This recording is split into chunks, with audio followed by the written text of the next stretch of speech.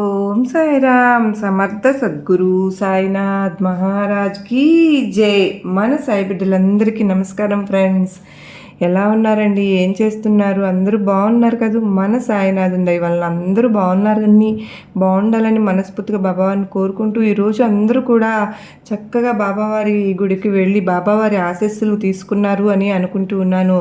అయితే ఈరోజు వీడియోలో సాయినాథుని సందేశం ఏంటి అంటే కనుక, బిడ్డ, ఈ గురువారం రోజున నీకు ఈ రాత్రి లోపే నేను నీకు ఒక అంతిమమైనటువంటి తీర్పు ఇవ్వబోతున్నాను కనుక మనసును ప్రశాంతంగా చేసుకుని కాసేపు ఈ మాటలను ఆలకించు, నిద్రించమ్మా అంటున్నారు. మరి ఏం చేయబోతున్నారు బాబావారు, మనకు ఏం చెప్పబోతున్నారు అనేటువంటి విషయాన్ని తెలియజేయబోతున్నారు అనే విషయాన్ని తెలుసుకుందామండి. అంతకంటే ముందుగా మన ఛానల్ని ఎవరైతే కనుక మొదటిసారిగా చూస్తూ ఉన్నారో ప్లీజ్ అండి తప్పకుండా సబ్స్క్రైబ్ చేసుకోండి. వీడియో కనుక మీకు నచ్చినట్లయితే చిన్న లైక్ ఇచ్చి సపోర్ట్ చేయండి. మీ లైక్ అనేది నాకు ఎంతగానో సపోర్ట్ అవుతుంది. అయితే బాబావారి సందేశం తెలుసుకోబోయే ముందుగా ఎంతోమంది ఎన్నో సమస్యలతో ఇబ్బంది పడుతూ అలాంటప్పుడు ఎక్కడెక్కడికో వెళ్ళి ఏవేవో పరిహారాలు చేయడం వల్ల చేసినా కూడా మాకు ఎటువంటి ప్రయోజనం రాలేదక్క, మాకు ఎటువంటి సమస్య అయినా సరే కానీ మాకు ఈ సందేశాల ద్వారా, పూజల ద్వారా, పరిహారాల ద్వారా మాకు ఎన్నో విషయాలను సాయినాథుడు స్వయంగా చెప్తూ ఉన్నట్టు మేము ఫీల్ అవుతూ ఉన్నాము. గురువారం అంటేనే మాకు చాలా సంతోషంగా అనిపిస్తుంది. మీరు చక్కగా మేము గుడికి వెళ్ళలేకపోయినా కూడా సాయినాథుని దర్శనం అనేది మాకు కలుగజేస్తూ ఉన్నారు. చాలా ధన్యవాదములు అని చెప్తూ ఉన్నారు. మీకందరికీ కూడా ధన్యవాదములని. తప్పకుండా మీరందరూ కూడా ఇంతగా ఆదరిస్తూ ఉన్నందుకు మీకందరికీ కూడా మనస్ఫూర్తిగా నేను బాబావారి తరపున కృతజ్ఞతలు తెలుపుకుంటున్నాను. ఇక ఇప్పుడు సాయినాథుని సందేశం ఏంటో తెలుసుకుందామా బిడ్డ.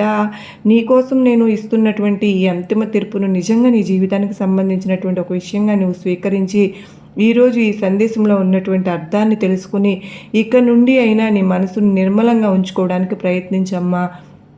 నిన్ను కుటుంబపరంగా కావచ్చు, లేదంటే కొన్ని సమస్యలు కావచ్చు, లేదంటే కొన్ని అసలు నీకు ఇప్పటి వరకు కూడా ఎదురు కానటువంటి సమస్యలు కావచ్చు.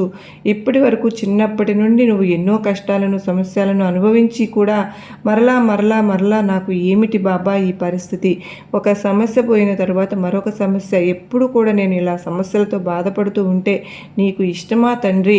ఎప్పుడు చూసినా నేను బాధల్లోనే ఉంటున్నాను, అసలు సంతోషంగా ఉండే క్షణం అనేది లేదంటే అసలు ఈ సంతోషంగా ఉంటానా లేదా, ఈ జీవితాన్ని ముగించేంత వరకు నాకైతే అర్థం కావడం లేదని అయోమయపు తికమకలో ఉన్నటువంటి నీకు ఈరోజు ఈ సాయినాథుడు ఈ సందేశం ద్వారా నీకు నీ మనసును నువ్వు ప్రశాంతంగా ఉంచుకోవడానికి కొన్ని అయితే పనికొస్తాయని చెప్తూ ఉన్నాను కనుక దాన్ని బట్టి శ్రద్ధగా ఈ మాటలను ఆలకించి తల్లి. ఎందుకంటే నీ జీవితం నుండి నీకు తెలుసుకోవాల్సినటువంటి కొన్ని ముఖ్యమైన విషయాలు గురించి ఈరోజు మనం మాట్లాడుకుందాం. చూడు తల్లి, నీవు ఎప్పుడు కూడా నలుగురికి కూడా నీవు ఎవ్వరు అంటే నువ్వు ఎవరనేది తెలియకపోవచ్చు, కానీ నీ కుటుంబంలో ఉన్నటువంటి వ్యక్తులకు నీ విలువ తెలియకపోవచ్చు. నిన్ను నీ కుటుంబ సభ్యులు కానీ లేదంటే బంధువర్గం కానీ అందరూ కూడా దూరం చెయ్యవచ్చు. ఏ డబ్బు అయితే నీ దగ్గర చుట్టుముట్టాయని చెప్పి ఎక్కడ వారికి అంటుతాయని నిన్ను ఎడం పెట్టవచ్చు. బాబా, నాకు ఇక దిక్కెవరు అని నువ్వు నన్ను అడిగిన ప్రతి క్షణం నీ మనసు ఎంతగా విలవిల్లాడిపోతుందో, నీ మనసు ఎంతగా క్షోభిస్తుందో నేను అర్థం చేసుకున్నాను. అయినా సరే అర్థం చేసుకున్నప్పటికీ నీ ఎందుకు బాబా నాకు ఈ కష్టాలు నువ్వు చూస్తూ అంటున్నావు కానీ నా జీవితం పట్ల నీకు ఇంత నిర్లక్ష్య భావం ఎందుకు బాబా అని నువ్వు నన్ను అడిగిన ప్రతిసారి కూడా నీకు ఏదో ఒక రూపంలో నేను హెల్ప్ చేయాలని అనుకుంటూనే ఉన్నాను బిడ్డ. కాకపోతే నీ కర్మానుసారంగా కొన్ని నువ్వు అనుభవించవలసినటువంటి పరిస్థితులు నువ్వు అనుభవించవలసిందే కనుక ఆ పరిస్థితులన్నీ కూడా నీ ద్వారా దూరమైపోయిన తరువాత నీవు ఏ కర్మలనైతే పరిపూర్ణంగా అనుభవిస్తావో ఆ తరువాత నేను నీకు అండగా అన్ని విధాలుగా నీకు కావలసినటువంటి జీవితాన్ని, నీకు అందమైనటువంటి అద్భుతమైనటువంటి ఆనందకరమైనటువంటి మంచి విషయాలను తెలుసుకునేందుకు, మంచి జ్ఞానాన్ని సంపాదించుకునేందుకు, ఎన్నో బహుమతులను ఇచ్చేందుకు మంచి జీవితాన్ని ఇవ్వాలనే అనుకుంటున్నాను. కానీ తల్లి, నీకు ఏంటంటే నీ కర్మానుసారంగా కొన్ని నువ్వు ఏర్పరచుకున్నవి అంటే నీకు కావాలని కొన్ని తెచ్చుకున్నవి అని నేను అనలేను. ఏమిటి అంటే పూర్వజన్మ కర్మానుసారంగా కొన్ని విషయాలు మనకు తెలియకుండానే మనకు అన్ని పరిస్థితులు అనుకూలంగా కాకుండా ప్రతికూలంగా కొన్ని విషయాలు మనకు ఎదురవుతూ ఉంటాయి. అటువంటి అప్పుడు మనం ఏం చేయాలి అంటే గుండెను నిబ్బరంగా చేసుకుని మన ధైర్యం చెప్పుకుని జాగ్రత్తగా ఉండవలసిన ఇటువంటి ఈ క్షణంలో నిన్ను నువ్వు కష్టపెట్టుకుంటూ ఎవరూ కూడా నాకు తోడుగా లేరని అనుకుంటూ అపోహ పడడం నీ మూర్ఖత్వం అవుతుంది. కనుక ఏమీ కూడా పట్టించుకోవద్దు. నేను నీకు తోడుగా ఉన్నాను. నవ్విన వారికి నవ్వని వారిని ఏ విధంగా పట్టించుకోవద్దు.